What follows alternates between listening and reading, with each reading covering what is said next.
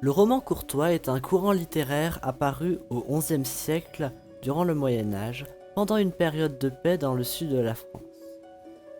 Il s'est étendu vers le nord jusqu'en Angleterre sous l'influence d'Aliénor d'Aquitaine et a connu son apogée jusqu'au XIIIe siècle. Il s'est éteint au XVIIe siècle. Ce courant marque l'apparition des premiers romans. Il est inspiré de la chanson de geste et de la poésie courtoise. Il en reprend d'ailleurs certains codes et thèmes.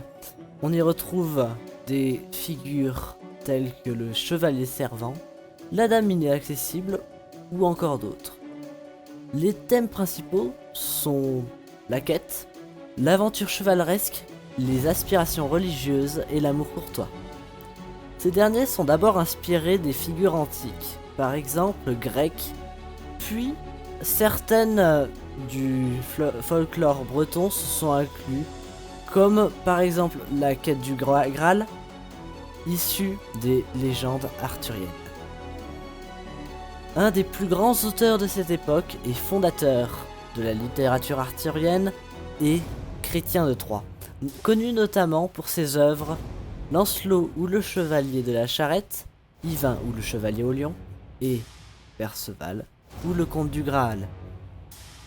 Le mythe du Graal illustre donc parfaitement le concept de quête. Il s'agit là de la recherche d'une relique de forme indéterminée, souvent celle d'une coupe qui aurait servi à recueillir le sang du Christ et qui aurait des vertus magiques. Le roman de la Rose est une autre des œuvres les plus marquantes du courant. Ce poème octosyllabique a été écrit au XIIIe siècle. Il est divisé en deux parties. La première, écrite par Guillaume de Loris, est une allégorie dans laquelle le narrateur s'éprend d'une rose. La deuxième partie, écrite des années plus tard par Jean de Meung, est plutôt une réflexion philosophique sur l'amour ou encore sur les femmes. Puis, approfondissant maintenant sur une autre œuvre, Tristan et Iseut, écrit au début du XIIe siècle. Dans cette histoire, le roi Marc doit épouser Iseut la blonde. Il envoie son neveu, Tristan, la chercher. Sur le chemin du retour, Tristan et Iseut boivent par hasard un philtre d'amour. Malgré cela, Iseut épouse le roi Marc. Tristan et Iseut s'enfuient alors dans la forêt. Quelque temps plus tard, le roi les découvre allongés côte à côte, mais séparés par une épée pour ne pas commettre le péché. Le roi leur pardonne alors.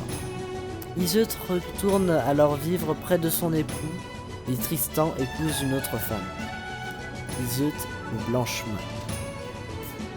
Ils continuent de s'aimer mais ne se voient plus. Un jour, Tristan est blessé au combat et envoie chercher Iseut la blonde. Il convient alors que le bateau aura des voiles blanches si elle accepte de venir et des voiles noires si elle refuse. Alors que le bateau est de retour avec Iseut la blonde, la femme de Tristan, jaloux, lui ment et dit que les voiles sont noires. Tristan se laisse alors mourir de chagrin. Quand Iseut la blonde le découvre, elle se laisse également mourir.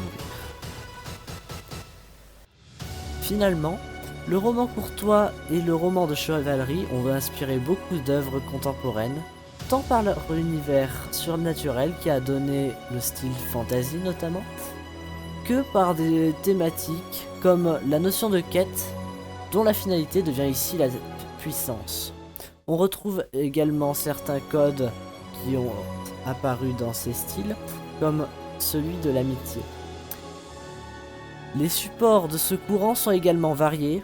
On le retrouve notamment dans les mangas, les films et séries, comme Kaamelott d'Alexandre Astier. Le ton y diffère aussi souvent.